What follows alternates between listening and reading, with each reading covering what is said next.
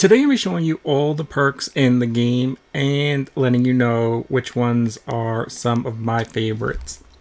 So we have Sneak Attack. You do more damage when you attack enemies from behind. Don't really think that one is good. You move faster when crouching and using fine aim. Not really good. You stay in control when on fire and take less fire damage. Maybe if you're using a gun that lights on fire, otherwise no, and still probably no. In the flow, you never lose flow except when you perform a skill. This is very good for boss difficulty or maybe like the second hardest difficulty because it's very hard to build up your flow meter without taking any damage because they never miss and they're highly aggressive. So having this is very key to making battles easier combined with a couple other perks. We have the vehicle you're driving gains more boost time when you have a near miss. Not really needed unless you're maybe going for a challenge. Shock tactics tase enemies who hit you with a melee attack. The perk has a cooldown. Not that good. Gunslinger, you can shoot more accurately from the hip.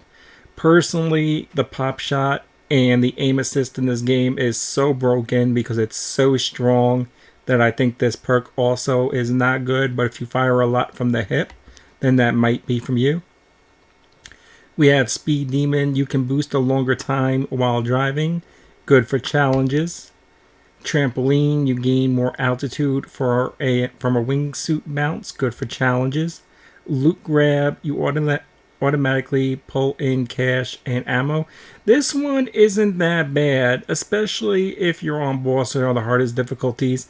In the beginning, you're going to run out of ammo before you get your tier 3 up. And even when you get to tier 3, it's a nice secondary perk. You do pull in a lot, so you can just run the middle through a lot of dead enemies and just get max ammo again, so that's really nice. I like this Deadeye one. After you get a headshot, your reload speed increases, but it's only okay. I like this one even better, Death Race, for boss difficulty. When you're close to death, you can run a lot faster. You run super fast. So it's very easy if you do get down to 1 bar of health to just run and dodge your way around the corner and get a good vantage point. Now, for a lower level difficulty, you're probably not going to need this, but it does come in clutch, especially in the first half of the game for boss difficulty. Now that I got everything, I kind of run the Deadeye over it, but it's still a really nice one. And then you have Breakfall. You don't take damage from falling. You don't really take much fall damage anyway, so I don't think that one is that good either. Then we have you do more damage while sideswiping in a car. Good for challenges. Takedowns sometimes make nearby enemies cower in fear. I mean, it's okay, but there's better ones. You receive a bonus on XP earned. You get this so late that it's just for the last couple levels, but you might as well put it on for the last couple levels to get there faster. Then we have non-player Saints deal more damage. This is actually pretty good for solo play. We have you gain more flow when your health is low. I didn't really test this one out too much, so I don't know. Or I didn't see exactly how much flow you get additionally. So that might be okay, but you're betting on your health being low, so it's kind of iffy. Personally, Scavenger is really nice just to keep your ammo up and always have max ammo for your favorite weapons. Full Contact, reduce the cooldown of your takedown when you kick and then kill an enemy. Definitely not for hardest difficulties because you don't really kick enemies too often. Eagle Eye, though, is really nice. Even on boss difficulty, 2 headshots will bring your takedown from like 0% to like 97, 98%. Or is it completely full? I'm trying to remember. I think 2 gives you just under completely full from my testing, and I really did like that perk. I've been playing around with testing some stuff, but I'm putting this one back on. This is actually one of my favorite perks. We have all actions generate less notoriety. This is really good when you're trying to go to objectives and you don't want to get the police alert. And swiping cars and everything like that, or if you hit anybody, that generates notoriety. And if you're playing on a hard difficulty, it's very easy to get the police on you if you T-bone a car trying to run an intersection and get there a little faster. So, on the down low is a very nice perk for hard difficulties. Probably not needed that much on lower ones. Back off after you kick an enemy, your bullets do more melee damage again. Once again, you're not really kicking that many enemies, so I don't really see that being that good. Dual wield is pretty sweet. Now, you dual wield your pistols and your SMGs. I'm going to have a video later today for all the best weapons. And two of the weapons that are actually pretty good for the pistols and SMGs benefit really nicely from the dual wield. This one I like too. You can regenerate. Oh no, not this one. You can regenerate twice the amount of health in combat. It's not bad though. That actually is pretty good. Generating 2 bars versus 1 is pretty significant. You deal less damage but gain more flow whenever you hit an enemy. I do not like that. I do not like dealing less damage. So I kind of don't like that one. But that's up to you, whether you use more abilities or you want to do a little less damage on your guns. Then we have your health starts regenerating as soon as you kill an enemy. This is the one I really like. I like that instant regen because I'm constantly killing. So as long as I regen more, I am much more able to stay alive. It gives me much more sustainability and survivability. So I really do like that one. Lastly, we have the elite perks. Now, I have Blood and Guts on only because I'm about to do the challenge. I don't really like this one. When you're out of flow, you can spend health to use a skill. I don't want to spend my health to use a skill.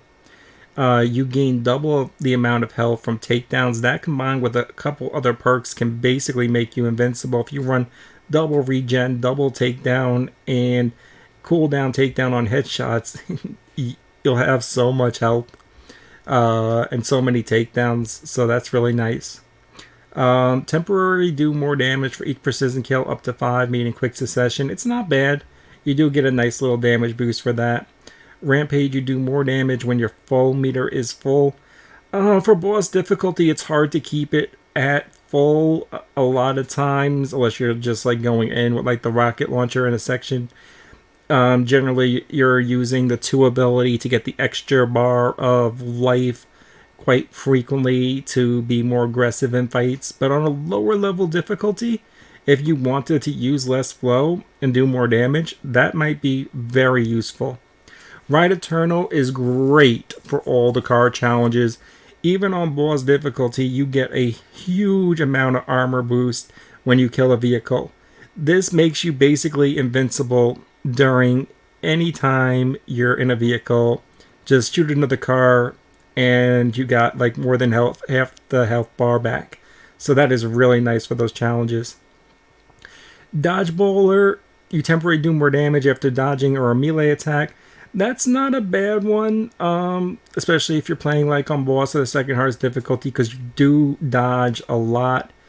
Personally though, I still do like gaining double the amount of health per takedown, or where is this one?